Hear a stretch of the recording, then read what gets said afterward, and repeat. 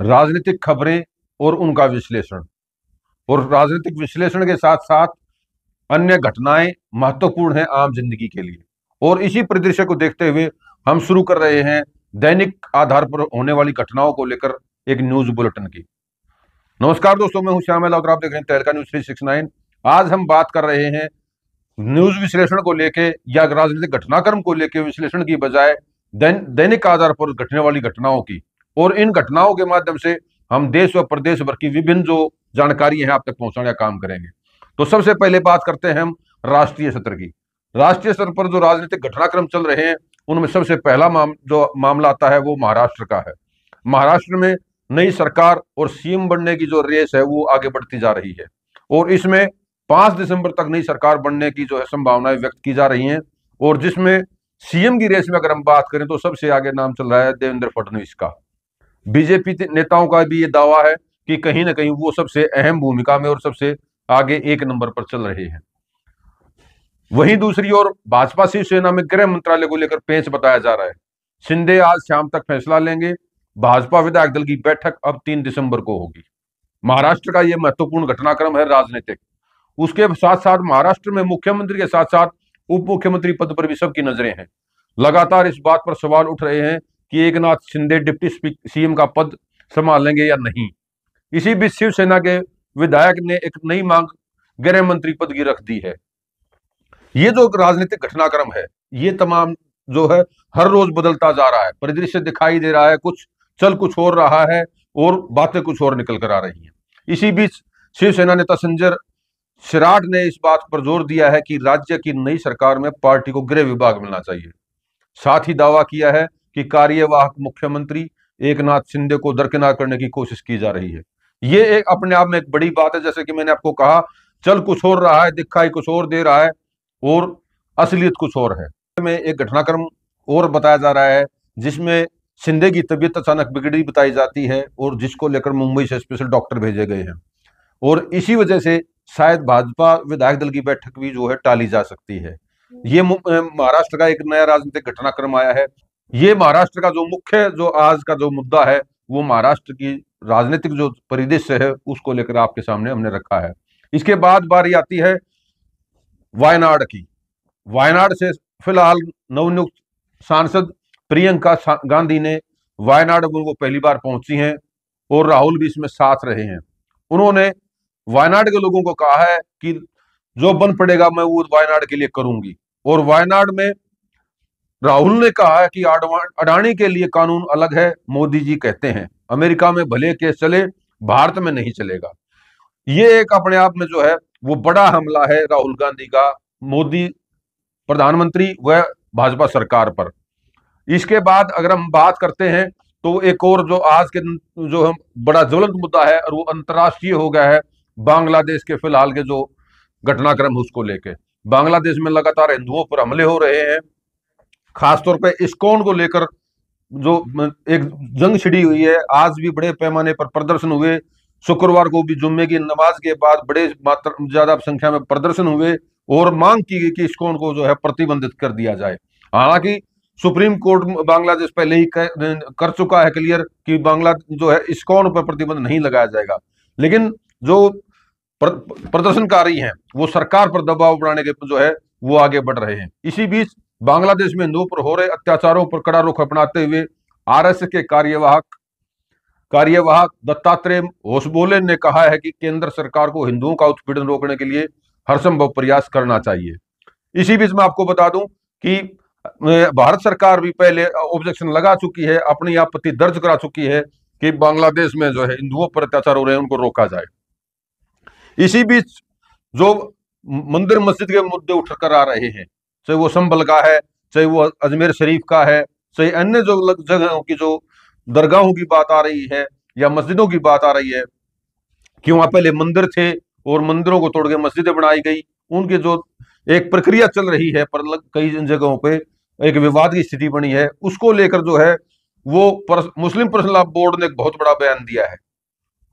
मुस्लिम personal law board की ओर से कहा गया है कि जो पूर्व सीजेआई हैं चंद्रचूड़, उन्होंने के गलत फैसलों के कारण ही मस्जिदों का सर्वे होने लगा है। यह अपने आप में एक बड़ा जो बयान आया है मुस्लिम पर्सनल बोर्ड की ओर से, ये अपने आप में जो है एक नई बात कहता है। दूसरी तरफ एक जो आज का नया घटनाक्रम रहा वो है चुनाव आयोग का। चुनाव आयोग ने कांग्रेस प्रतिनिधि मंडल को ईवीएम में गड़बड़ियों के समेत जो अन्य आरोप लग रहे हैं उनको लेकर जो है जवाब के लिए बात की है। चुनाव आयोग ने कांग्रेस प्रतिनिधि मंडल को बुलाया है, ईवीएम में गड़बड़ी समेत सभी आरोपों को उनके जवाब देने के लिए कहा है। इसी बीच जो जो चीजें निकल कर आ रही हैं, देश में लोग होप में जी रहे हैं, पीएम मोदी हाउस हाइप बनाने में लगे हैं, कल के जीडीपी के आंकड़े का हवाला देकर केंद्र सरकार पर खूब बरस रही है कांग्रेस। जैसा कि मैंने आपको बताया कि राहुल गांधी ने अपने हमलावर जो तीखे तेवर दिखाए हैं, उसके साथ साथ पार्टी जो कांग्रेस पार्टी है, जैसा कि पिछले कल जो मीटिंग हुई थी सीडब्ल्यूसी की, उसमें भी जो है ये मुद्दे अहम उठे थे और उनमें जो है रूपरेखा तैयार की गई थी कि भारत सरकार को किन मुद्दों पर घेरा जाए, और उन्हीं में से जैसे आज जो बयान आ रहे हैं वो उसका एक प्रतिफल है। इसके बाद बारी आती है अगली खबर की। अगली खबर है केंद्र व राज्यों के बीच प्रतिस्पर्धी पहलुओं को लेकर बनाना होगा संतुलन। शीर्ष कोर्ट की ओर से टिप्पणी आई है, जो पिछले काफी समय से विवादास्पद जो कुछ मुद्दे आए हैं उनको लेकर जो है ये एक अहम टिप्पणी जो है कोर्ट की तरफ से आई है। वहीं महाराष्ट्र कांग्रेस के नेता हैं, उन्होंने एक विवादित बयान दिया है, चुनाव आयोग को कुत्ते जैसी संज्ञा दी है। जो विधायक हैं कांग्रेस के, उन्होंने बड़े ही जो है एक या ये कहेंगे कि बड़ी ओछी जो शब्दों का जो प्रयोग किया है कि पीएम आवास के बाहर बैठा रहता है चुनाव आयोग, उसकी कुछ कुत्ते जैसी स्थिति है। भाजपा ने केस किया है, जगताप को माफी मांगने से इनकार किया है, यानी कि विधायक अपनी बात पर अड़े हैं और भाजपा जो है वो अपनी जो है एक पग आगे बढ़ा चुकी है। भाजपाई जगताप का बयान चुनाव आयोग का अपमान है, यह बर्दाश्त नहीं। कांग्रेस नेता को भाजपा नेता किरीट सोमैया का करारा जवाब है। चुनाव तंत्र को नियंत्रित करने के लिए सत्ता धन का दुरुपयोग हुआ है, शरद पवार ने ईवीएम में हेराफेरी के भी आरोप लगाए हैं।